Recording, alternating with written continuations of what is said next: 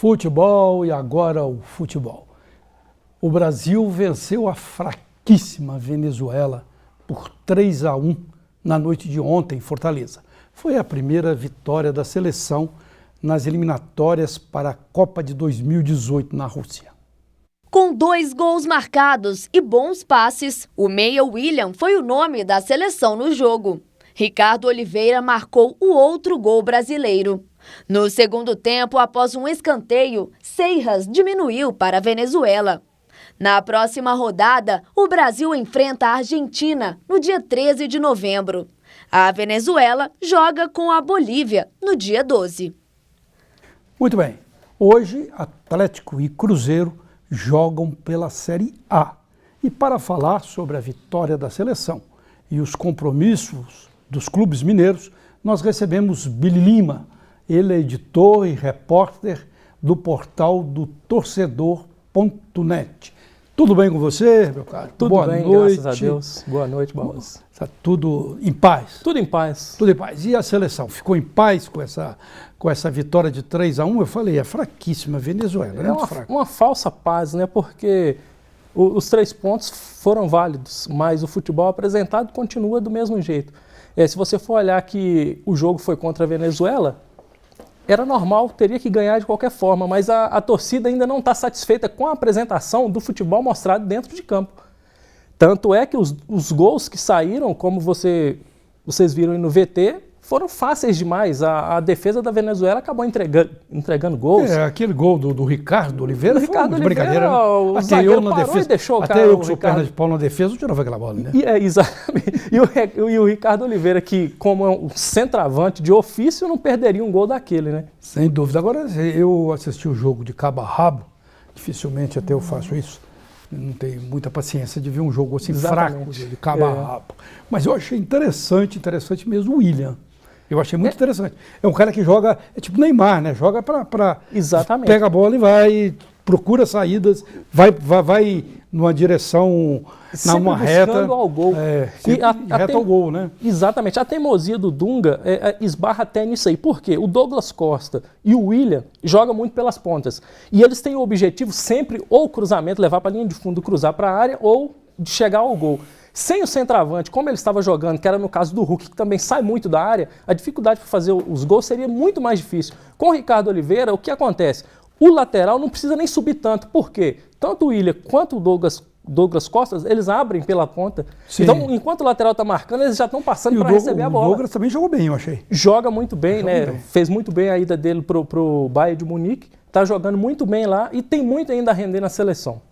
Muito bem, mas e agora outros pontos eu achei muito fracos, tem de melhorar muito. Agora eu queria, só voltando a esse assunto, fiquei pensando durante o jogo, voltando ao assunto do William, ver o Neymar e o William jogarem juntos. Exatamente. Precisa de cara trombador lá na frente, não, coloca os dois lá. Isso, com a habilidade do Neymar, eu acho que pode até retirar esse centroavante, porque o Neymar tem facilidade para poder entrar em qualquer defesa. E o William também provou que tem. Também. Né?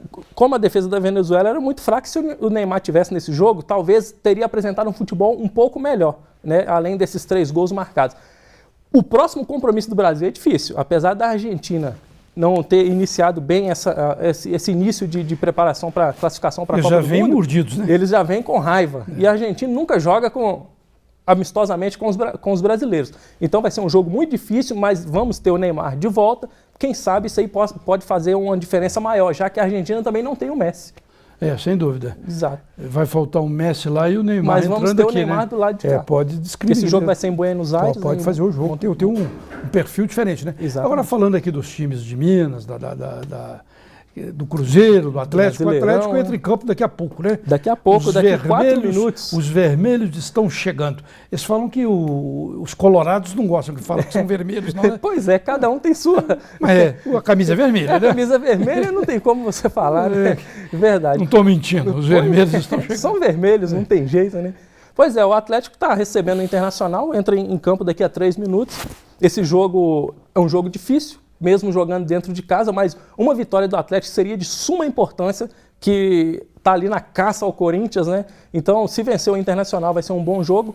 Tem o desfalque do Léo Silva, que fez uma cirurgia, quebrou o dedo, né? Está se recuperando.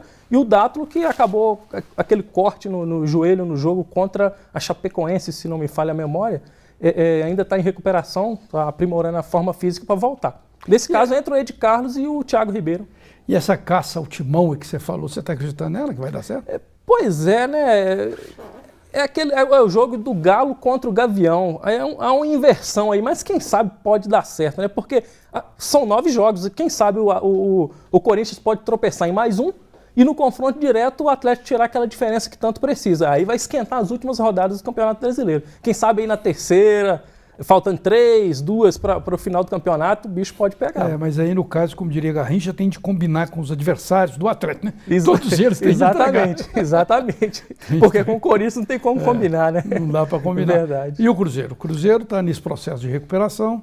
O Cruzeiro vem subindo, né, com a era Mano Menezes, enfrenta daqui a pouco também às 10 horas o Atlético Paranaense na Arena da Baixada.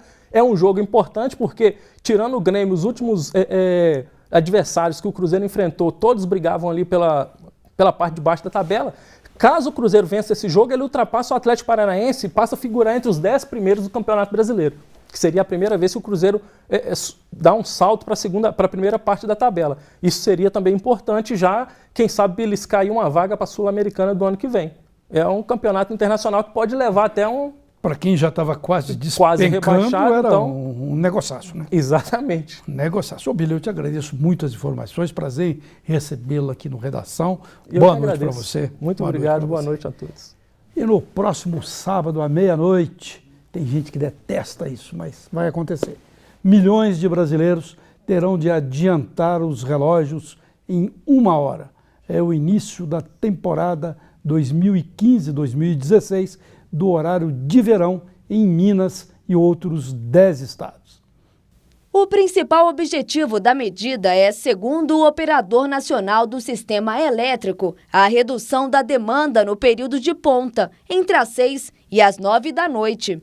A estratégia é aproveitar a intensificação da luz natural ao longo do dia, durante o verão, para reduzir o gasto de energia.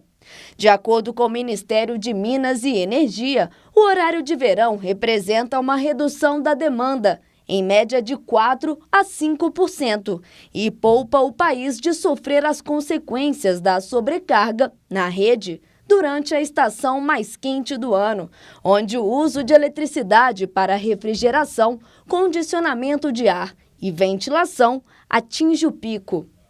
Para as hidrelétricas, a água conservada nos reservatórios pode ser importante no caso de uma estiagem futura. Eu, particularmente, detesto, odeio esse horário de verão. Tá certo que dá economia de energia, o país está precisando, mas aquele negócio de voltar o relógio e você tem de acordar em horários diferentes e dormir em horários diferentes, é péssimo, no meu entender é péssimo. Agora, quando você já começa a acostumar, acaba o horário de verão. Aí você tem de voltar para o outro horário. Eu acho isso péssimo. E hoje, o Centro Cultural Banco do Brasil, que fica na Praça da Liberdade, número 450, ali no Funcionários, recebe o Duo 2 Reis. A entrada é franca. Formado por Teodoro nos vocais e Sebastião no violão, filhos do músico e compositor Nando Reis, o duo faz um passeio por momentos diversos da carreira musical de Nando e também apresenta seu trabalho autoral.